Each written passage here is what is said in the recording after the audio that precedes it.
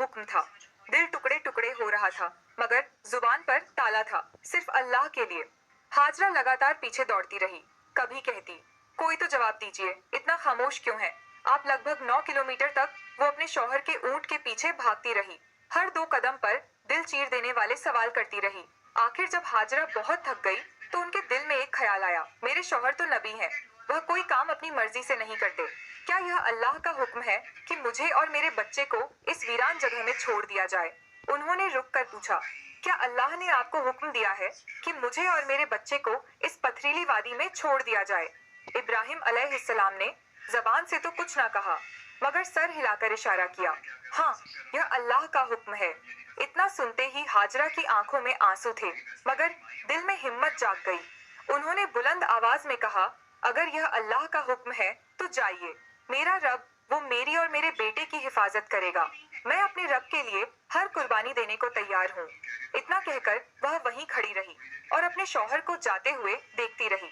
हजरत इब्राहिम का ऊंट धीरे धीरे दूर होता जा रहा था। अचानक वो एक पहाड़ पर चढ़कर नीचे उतरा और हजरत हाजरा की निगाहों से शौहर का ऊंट गायब हो गया। बीवी हाजरा उसी जगह बैठ गई और देर तक रोती रही। उधर हजरत इब्राहिम जब पीछे मुड़े तो अपनी बीवी नजर नहीं आई। दिल बेचैन हो उठा, आंखें भर आईं। उन्होंने अपने ऊंट को पहाड़ के नीचे रोका, सजदे में गिर गए और रोते हुए कहा, ऐ मेरे रब, तेरे ही हुक्म पर मैंने अपनी बीवी और बच्चे को इस बंजर और सुनसान जगह पर छोड़ दिया है। यहाँ ना पानी है ना खाना। मुझे कुछ नहीं पता कि यह कैसे जिंदा रहेंगे, मगर ए अल्लाह, तू ही इनका पालने वाला है, तू इनकी हिफाजत फरमा। इतना कहकर वो फिलिस्तीन की तरफ रवाना हो गए। इधर बीवी हाजरा अपने नन्हे बच्चे इस्माइल को गोद में उठाकर धीरे धीरे उस झोपड़ी की तरफ बढ़ने लगी जो इब्राहिम अलैहिस्सलाम ने उनके लिए बनाई थी। हर तरफ सन्नाटा ही सन्नाटा था। बीबी हाजरा कोई आम औरत नहीं थी।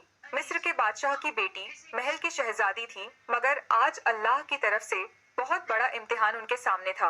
वो झोपड़ी में पहुंची रात हो चुकी थी। खामोशी से बच्चे को गोद में लिए बैठी रही। चारों तरफ स्याह पहाड़ थे, आसमान तारों से भरा था, मगर उस वीरानी में जैसे खुद आसमान भी उनका गम देख रहा था। चांद सोच रहा होगा, यह कौन औरत है जो ऐसी सुनसान जगह में अकेली बैठी है? काले पहाड़ भी हैरान होंगे, यह कैसी मजबूर माँ है जो अपने बच्चे को गोद में लिए तन्हा बैठी है।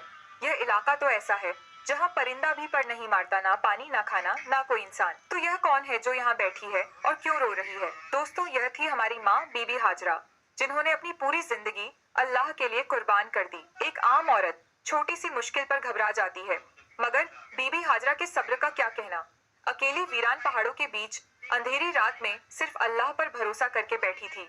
उनके सामने तो सिर्फ मौत थी। वो आसमान को देखती होंगी और कह रही होंगी, या अल्लाह, मेरे साथ क्या हो गया? मैंने तो सिर्फ तेरा कहा माना।